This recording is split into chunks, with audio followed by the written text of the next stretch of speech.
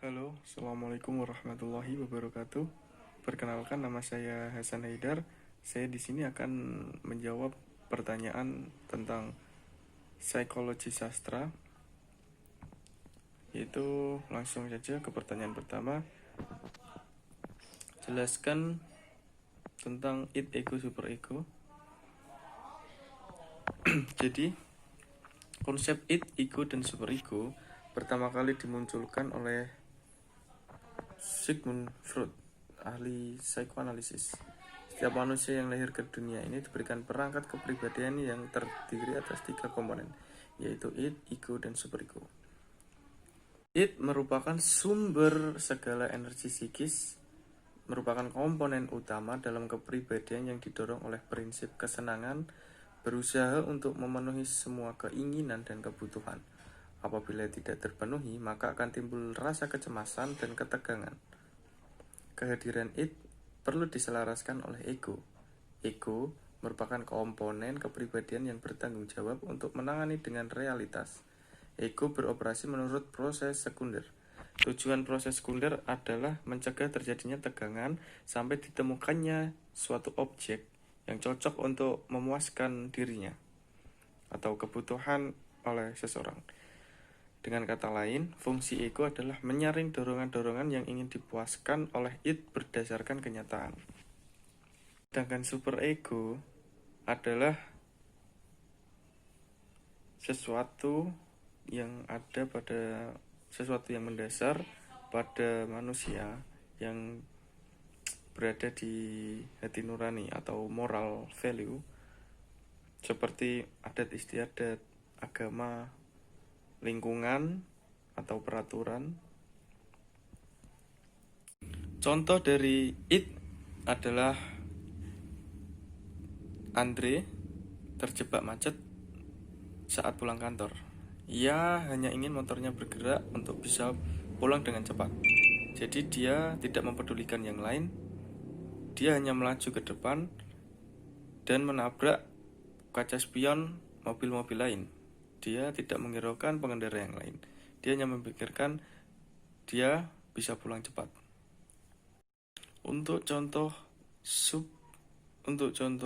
ego, saat Andre macet di jalan saat pulang kantor, ia hanya ingin motornya bergerak. Namun, ia tahu bila ia memaksakan motornya, ia akan menabrak spion-spion yang lain. Jadi Andre memutuskan untuk tidak menyalip. Untuk super ego, contohnya sama seperti ego, karena ego merupakan pilihan yang akan dipilih oleh seseorang. Jika ego itu berpihak kepada id, maka ia akan menerobos jalanan. Jika ego berpihak kepada super ego, maka ia akan memilih untuk tidak menerobos karena dia tahu bahwa itu adalah salah dan tidak baik untuk pengendara lain. Lanjut kita ke pertanyaan selanjutnya, yaitu jelaskan tentang teori Abraham Maslow Hierarchy of Needs.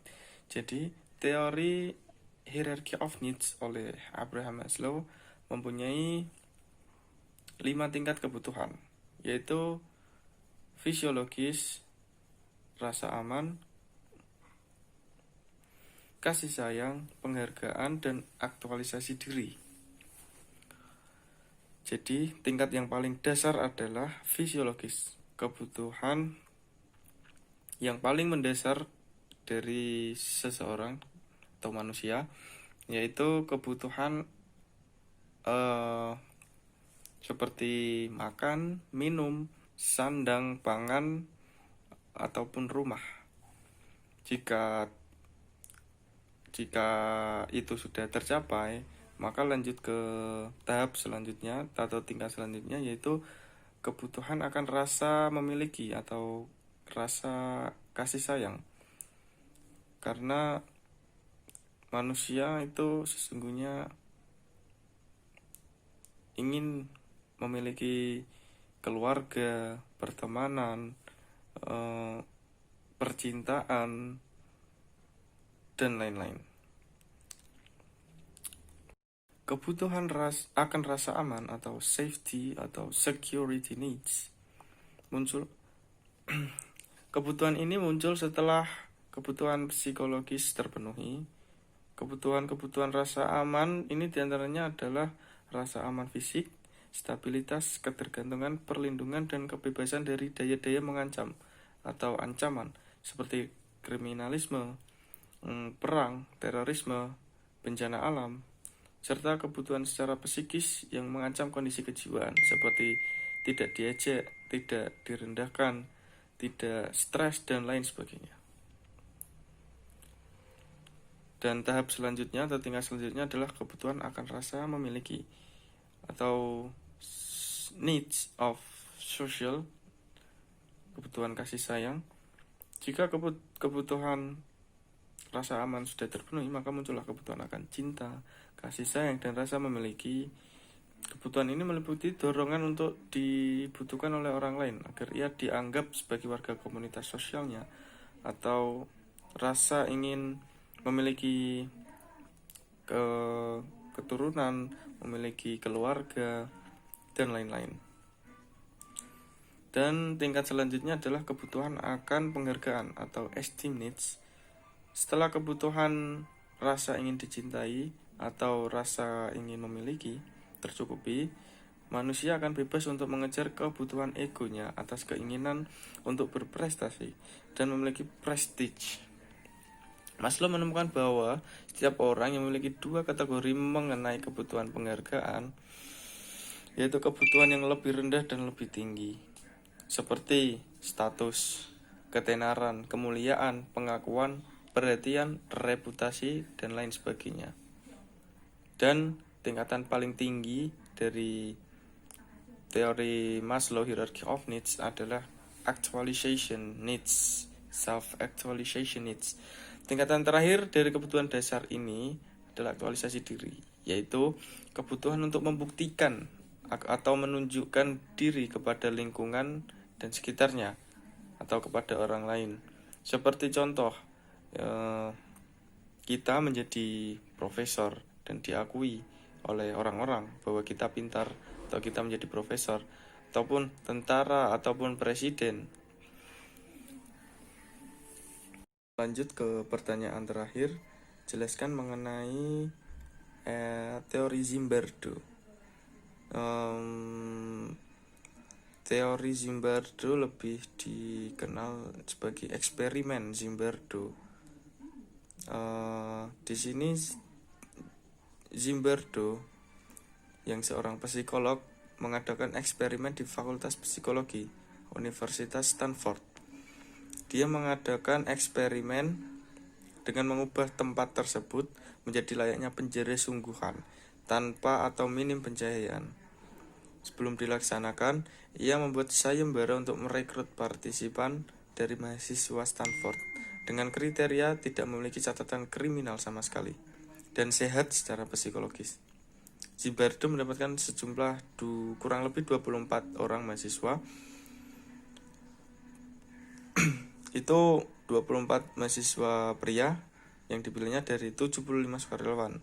Ia juga menjanjikan imbalan sebesar $15 per hari.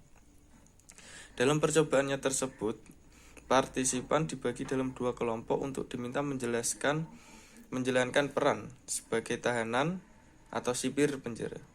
Selama berlangsungnya eksperimen, tahanan diperlakukan layaknya seperti tahanan sesungguhnya. Begitupun dengan sipir penjara yang diberi kuasa penuh untuk memperlakukan tahanan layaknya orang yang bersalah. Akibatnya, mereka yang berperan sebagai sipir benar-benar menggunakan kekuasaannya untuk memperlakukan tahanan secara buruk, kasar, dan hari-hari ke hari menjadi semakin kejam. Sementara di sisi tahanan, mereka menjadi merasa tertekan secara emosional dan merencanakan untuk kabur secara massal. Meskipun pada akhirnya mereka batal untuk kabur dan tetap berkeinginan melanjutkan sampai akhir, namun eksperimen direncanakan selama 14 hari akhirnya dihentikan di hari ke-6 karena datangnya protes dari psikolog Universitas Berkeley.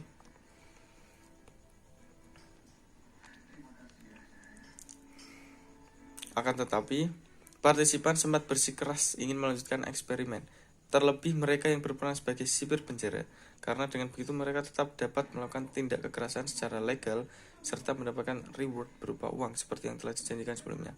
Jadi kesimpulannya adalah seseorang yang tidak mempunyai catatan kriminal ataupun sehat dalam psikologisnya itu dapat melakukan tindak kekriminal atau tindak kekerasan apabila mereka merasa tertekan atau ditindas. Itu dulu dari saya, sekian. Assalamualaikum warahmatullahi wabarakatuh.